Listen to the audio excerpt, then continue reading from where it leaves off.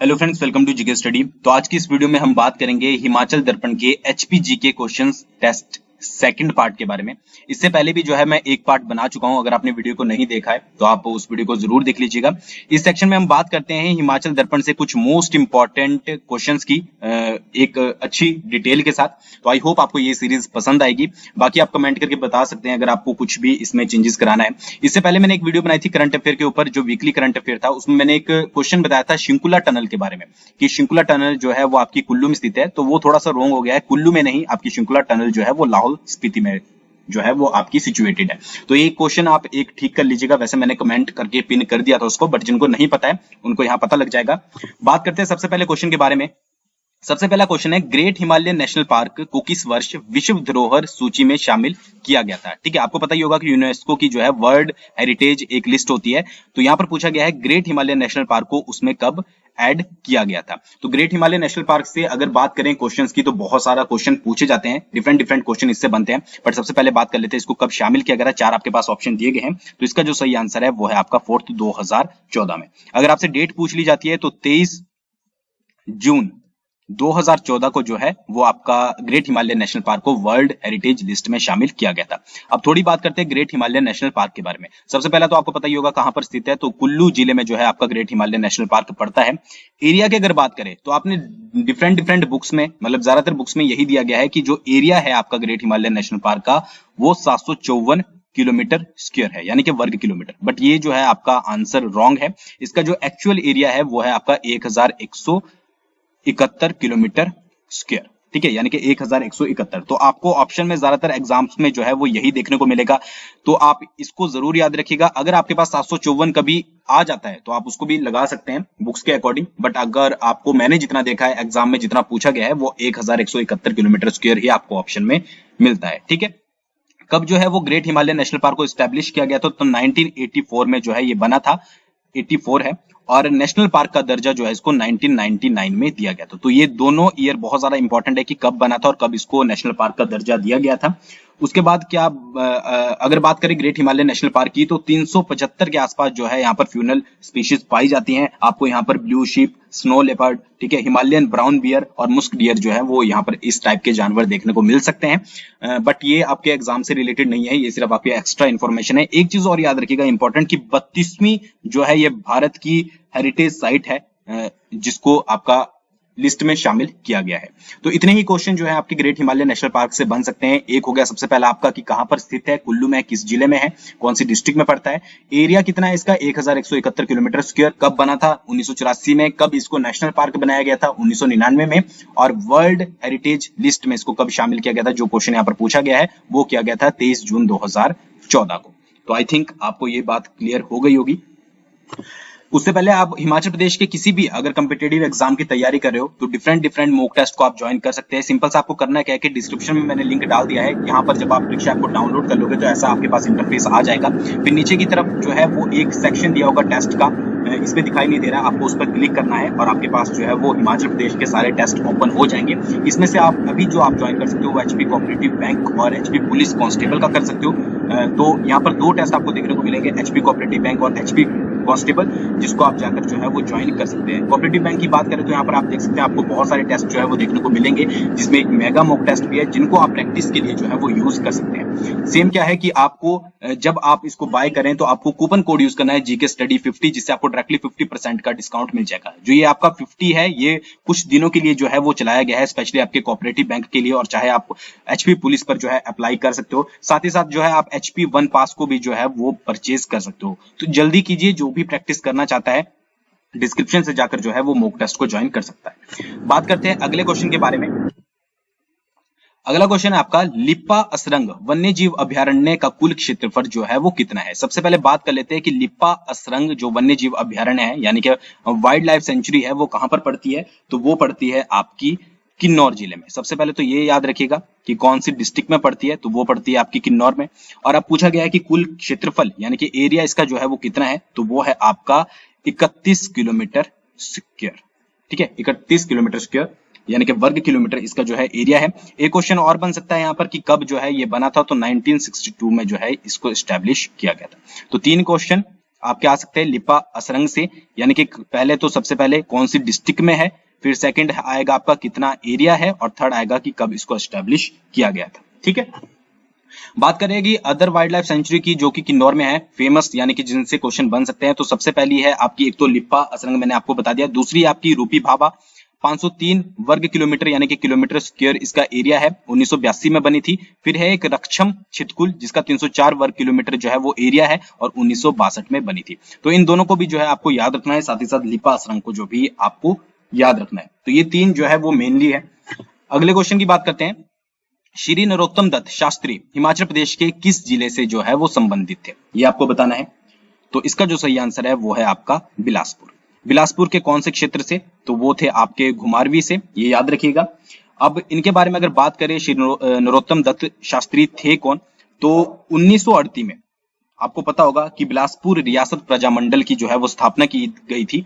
तो उसकी स्थापना जिन सदस्यों ने की थी उन सदस्यों में से एक थे आपके श्री नरोत्तम दत्त। किसकी स्थापना की गई थी, बिलासपुर रियासत प्रजा मंडल की, उनके सदस्यों में से एक थे।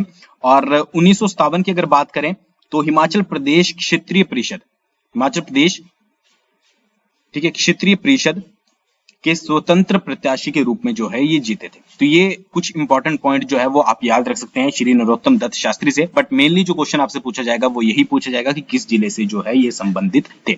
एक और इंपॉर्टेंट क्वेश्चन इनसे रिलेटेड आता है, इनके द्वारा एक बुक लिखी गई थी जिसका नाम है आपका बिलासपुर रियासत का राजनीतिक इतिहास। पूरा नहीं लिखूंगा मैं, बिलासपुर रियासत का राजनीतिक इतिहास, ये याद रखिएगा आप।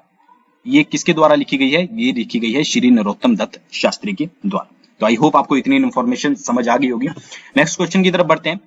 बिलासपुर के किस राजा के शासनकाल को बिलासपुर रियासत के इतिहास में काला युग के नाम से जाना जाता था, यानी कि बिलासपुर का ऐसा कौन सा राजा था जिसका जो शासनकाल रहा है उसको काला युग के नाम से जाना जाता है। तो इसका आंसर आई थिंक आप सभी को पता होगा और मैक्सिमम टाइम हम इसको पहले भी डिस्कस कर चुके हैं। इसका जो सही आंसर है वो है आपका खड़क चंद। ठीक है, अकॉर्डिंग टू बुक्स अगर इसके शासनकाल की बात करें तो 1824 से लेकर 1839 के आसपास जो है इसका पूरा शासनकाल था, जिसको काला युग बोला जाता था बिलासपुर के पूरे, मतलब जो भी उसका बिलासपुर का इतिहास रहा है। ठीक है, बात करते हैं अगले क्वेश्चन की। यूरोपीय यात्री फॉस्टर ने किस वर्ष जो है वो कांगड़ा की यात्रा की थी, यहाँ पर वर्ष पूछा गया है। तो इसका जो सही आंसर है वो है आपका 1783। फॉस्टर ने कब यात्रा की थी कांगड़ा की, वो थी आपकी 1783 के अराउंड। ठीक है, अब कुछ और यात्री भी जो थे वो आपके कांगड़ा आए थे जिनके बारे में हम यहाँ पर बात कर लेते हैं, जिनसे क्वेश्चन बन सकते हैं। सबसे पहले थॉमस कोरियाट। थॉमस कोरियाट जो आपके आए थे वो 1615 में आए थे। थेवेनोट की बात करें तो 1666 में आए थे, और विलियम मूरक्राफ्ट की बात करें तो 1832 में आए थे। तो ये चार जो है यूरोपीय यात्री आए थे आपके कांगड़ा। तो फॉस्टर 1783, थॉमस कोरियाट 1615, थेवेनोट 1666 और विलियम मूरक्राफ्ट आपके 1832। तो ये चारों जो है आपको इंपॉर्टेंट है, याद रखने हैं। ठीक है, बात करते हैं नेक्स्ट क्वेश्चन की। हिमाचल प्रदेश में सबसे पहले राज्य महिला आयोग की स्थापना जो है वो कब की गई थी। सबसे पहले इसलिए पूछा गया है क्योंकि इसको भंग करके जो है वो दोबारा से इसको पुनः स्थापित किया गया था। तो सबसे पहले जो स्थापना की गई थी वो की गई थी 1997, यानी कि 1997 में जो है वो स्थापना की गई थी, और उसके बाद इसको भंग करके 8 मार्च 1999 को जो है वो दोबारा से इसको स्थापित किया गया था। तो अगर अगेन पूछते हैं आपसे कब स्थापित किया गया था तो 1999 आएगा, और सबसे पहले 1997 को। ठीक है, और किसके थ्रू की गई थी, तो एचपी यानी कि हिमाचल प्रदेश राज्य महिला आयोग अधिनियम है 1996, उसके अकॉर्डिंग जो है इसकी स्थापना की गई थी 1997 में। अगर बात करें इसमें कौन कौन होते हैं तो एक इसमें अध्यक्ष होता है, ठीक है, और 3 से 4 सदस्य इसमें नामित सदस्य होते हैं, जैसे कि कोई सामाजिक कार्यकर्ता हो गया या फिर कोई कानूनवादी हो गया, ठीक है, वो इनमें ऐड किए जाते हैं। एक और इंपॉर्टेंट पॉइंट याद रखिएगा कि राज्य महिला आयोग जो होता है उसमें एक सदस्य का एससी या एसटी होना जो है वो अनिवार्य है। ठीक है, तो ये आपकी सिर्फ एक्स्ट्रा इन्फॉर्मेशन के लिए है। बाकी मेन चीज जो अगर आप एमसीक्यूज टाइप में प्रिपेयर कर रहे हो तो आपको ये चीज याद रखनी है कि कब जो है उसकी स्थापना की गई थी। ठीक है, तो आई थिंक आपको क्लियर हो गया। नेक्स्ट क्वेश्चन की तरफ बढ़ते हैं। निम्नलिखित में से कौन से व्यक्ति कार्यकाल के दौरान दिवंगत होने वाले हिमाचल प्रदेश के पहले राज्यपाल थे। सबसे पहले तो आपको यह पता होगा कि हिमाचल प्रदेश के सबसे पहले जो राज्यपाल थे उनका नाम था एस चक्रवर्ती। ठीक है, ये तो आप सभी को पता ही होगा। अब यहाँ पर पूछा क्या गया है कि वो कौन से पहले राज्यपाल थे जिनकी मृत्यु जो है हिमाचल प्रदेश में कार्यकाल के यानी कि उनकी ड्यूटी के दौरान ही हो गई थी। तो उनका नाम है आपका सेकंड सुरेंद्र नाथ। ठीक है। ये सुरेंद्रनाथ जो है वो आपका 1994 में जो है वो राज्यपाल बने थे और 9 जुलाई 1994 में जो है विमान दुर्घटना में इनकी मृत्यु हो गई थी। तो ये याद रखिएगा। कुछ और राज्यपाल से रिलेटेड क्वेश्चन आ सकते हैं। एक तो आपको पता ही होगा कि फर्स्ट राज्यपाल कौन थे, एस चक्रवर्ती थे। फिर क्या है, प्रथम महिला राज्यपाल, ठीक है, वो कौन थी, वो थी आपकी शीला कौल। ये भी आपको पता ही होगा सभी को कि शीला कौल जो थी वो आपकी प्रथम महिला राज्यपाल थी। कब से कब तक टाइम पीरियड था, 1995 से लेकर 19 के अराउंड, ठीक है। इसको देख लीजिएगा, एक बार करेक्ट कर लीजिएगा आप, ठीक है, शीला कौल। फिर एक इंपॉर्टेंट यहां पर क्वेश्चन बनता है, विष्णु सदाशिव गोखले, याद रखिएगा, विष्णु सदाशिव गोखले, ठीक है। इनका जो कार्यकाल था वो 2003 से लेकर 2007 तक था और ये एकमात्र ऐसे आपके राज्यपाल थे जिनको 2018 में विश्व हिंदू परिषद के अध्यक्ष के रूप में चुना गया था, ठीक है। तो राज्यपाल से कौन कौन से इंपॉर्टेंट आपके क्वेश्चन हो गए। सबसे पहले तो जिनकी कार्यकाल के दौरान मृत्यु हुई वो थे आपके सुरेंद्रनाथ, सबसे पहले राज्यपाल एस चक्रवर्ती, ठीक है, पहली महिला राज्यपाल शीला कौल और विष्णु सदाशिव गोखले। इनको क्या किया गया था, 2018 में विश्व हिंदू परिषद के अध्यक्ष के रूप में जो है वो चुना गया था। तो आई होप आपको ये क्लियर हो गया होगा। नेक्स्ट क्वेश्चन की बात करते हैं। हिमाचल प्रदेश के किस जिले में चीनी गूसबेरी का सबसे अधिक उत्पादन किया जाता है। सबसे पहले आपको पता होना चाहिए कि चीनी गूसबेरी जो है वो किसको बोला जाता है, वो बोला जाता है आपका कीवी को। अब क्वेश्चन दोनों तरह से आ सकता है कि कीवी का सबसे ज्यादा उत्पादन कहां पर होता है या फिर चीनी गूसबेरी का सबसे ज्यादा उत्पादन कहां पर होता है, तो वो होता है आपका सोलन जिले में, ठीक है। और कई बार ये भी पूछ लिया जाता है कि जो चीनी गूसबेरी है या फिर कीवी है उसका उत्पादन शिमला में जो है वो कब शुरू किया गया था, तो वो किया गया था आपका 1969 में, ठीक है। तो ये दो क्वेश्चन इंपॉर्टेंट है, आई थिंक आपको क्लियर हो गया होगा। नेक्स्ट क्वेश्चन की बात करते हैं। हिमाचल प्रदेश में बड़े भूभाग और भूमि सुधार कानून कब पारित किया गया था, ठीक है, याद रखिएगा, बड़े भूभाग यानी कि लैंड रिफॉर्म्स लॉ जो थे, लार्ज लैंड से रिलेटेड, वो कब जो है वो आपके अप्लाई किए गए थे, तो इसका जो सही आंसर है वो है 1954, ठीक है। और ये क्वेश्चन जो है आपका एचएस के प्री में पूछा गया है, तो इंपॉर्टेंट है, याद रखिएगा। नेक्स्ट क्वेश्चन, छड़दे तलाक को कहा जाता है, यह निम्नलिखित में से हिमाचल प्रदेश की किस जनजाति से संबंधित है। अब अगर आपने मेरी सारी जनजाति वाली वीडियो देखी होगी तो आपको ये क्लियर होगा कि छड़दे जो है वो किस जनजाति से रिलेटेड है। इसका जो सही आंसर है वो है आपका पंगवाल। तो अगर आपने पंगवाल के ऊपर मेरी वीडियो नहीं देखी है, गुज्जर के ऊपर, गद्दी के ऊपर, लाहौला के ऊपर मैं ऑलरेडी बना चुका हूं, तो आप जो है वो प्लेलिस्ट में जाकर जो है वीडियो को जरूर देखिएगा। और छड़दे जो है एक तलाक का टाइप होता है जो कि पंगवाल जनजाति में होता है, ठीक है। पंगवाल कहाँ के होते हैं, ये होते हैं आपके पांगी क्षेत्र के। बाकी ज्यादा इन्फॉर्मेशन के लिए आप वीडियो देख सकते हैं।